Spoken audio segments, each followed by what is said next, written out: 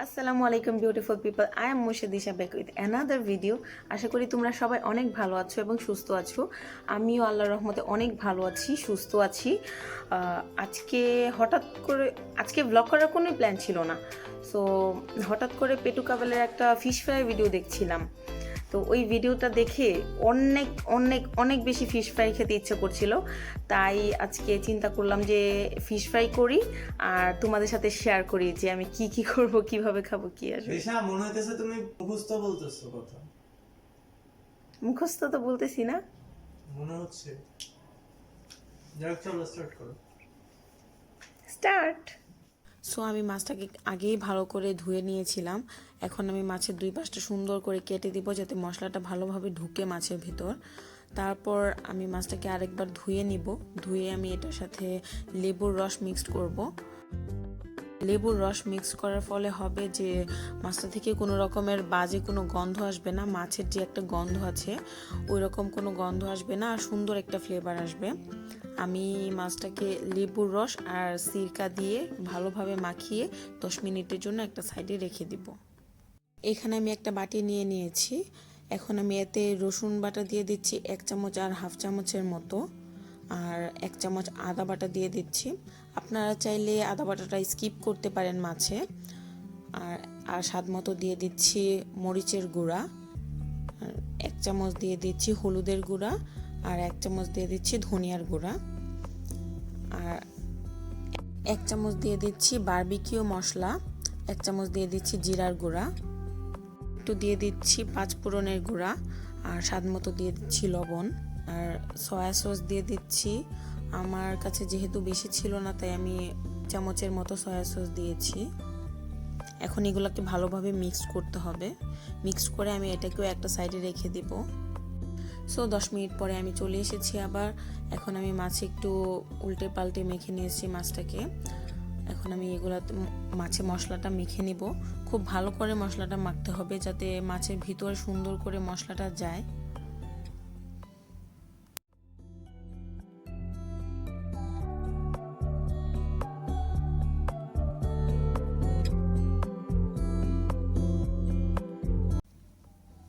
এখন আমি এটাতে সরিষার তেল দিয়ে নিচ্ছি। বারবিকিউ করার ক্ষেত্রে সরিষার তেলটা দিলে স্মেলটা ভালো আসে। এখন এই মশলাটা মেখে আমি 1 ঘন্টার জন্য একটা সাইডে মাছটাকে রেখে দিব মেরিনেট হওয়ার জন্য। 1 ঘন্টা হয়ে গেছে। আমার কাছে যেহেতু বারবিকিউ মেশিনটা নেই তাই আমি আজকে মাছটাকে ওভেনে করব। এটা হচ্ছে চিকেন মাশরুম পিৎজা, এটা হচ্ছে চিকেন সসেস পিৎজা, আর ফ্রাইড চিকেন আমি করেছি। আর এখানে কি অল্প একটু হট চিকেনও আছে। এটা একটা সস, শাফি বানাইছে এটা। এই যে আমার ফিশ ফ্রাই। তো এই হলো আমাদের সব খাবার। এইখানে আমরা এখন খাবো। আর পিৎজা দুইটা আমি ফুড পান্ডাতে অর্ডার করছিলাম। সো গাইজ, এখন ওরা সবাই এখানে বসেছে আমার ফিশ ফ্রাই টেস্ট করতে। ওরা কারা? ওরা আমার টিম মেম্বাররা, শাফি নাইম, জিহাদ, দিয়া, হিয়া। সালাম দাও না। আসসালামু আলাইকুম।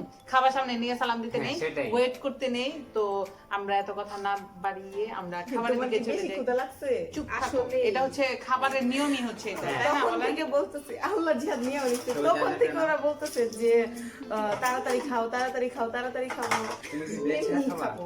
আমি আগে পিৎজাটা ট্রাই করবো। আমরা নিচ্ছি চিকেন মাশরুম পিৎজা। এখন আমরা নিচ্ছি চিকেন মাশরুম পিৎজা। এত ঝাঁপিয়ে পড়েছি কেন? এই ওই পাশে বেশি খাম। ঝাঁপিয়ে পড়েছে। পিওর এডিট আমার হাতে, ঠিক আছে? So, আমি জিহাদে খুব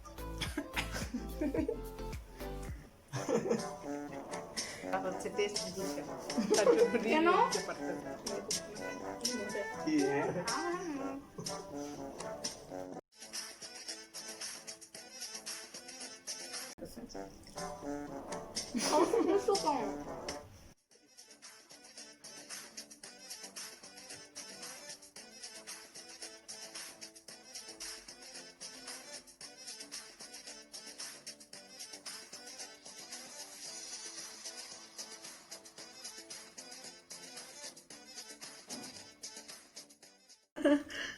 এক একজন টেস্ট এক এক রকম, তা আপনারা টেস্ট করবেন।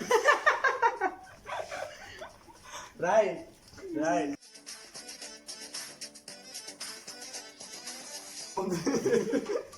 এটা কি এনেছে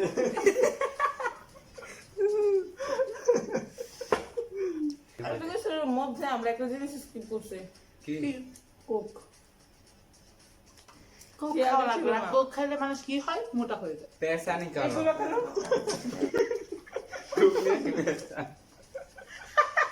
আচ্ছা ভিডিওটা শেষ করে তারপর খাবো मुक्ति से केन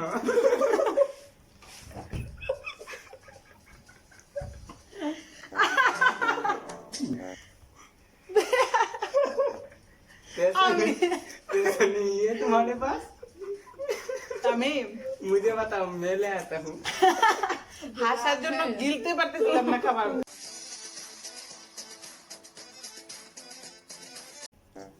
কইরা হইবি না, আবার শুরু কর।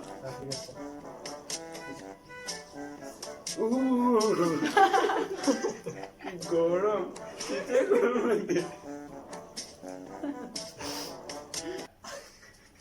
এখন আমরা কাঙ্ক্ষিত যেই আমাদের আচ্ছা এগুলো সরাই ফেলি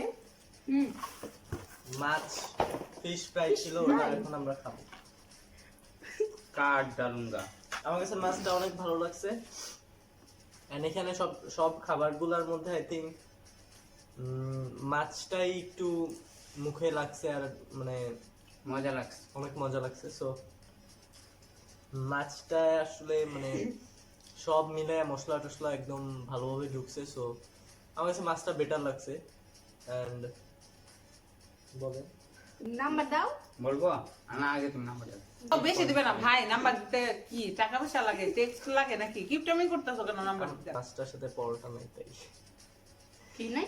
পরোটা আমি মাছ করব আমি ফ্রাই করব তারপর আবার এই পরোটা বানাবো তো তুমি ও হচ্ছে রাক্ষস, ওর পেটের মধ্যে রাক্ষস ঢুকে গেছে।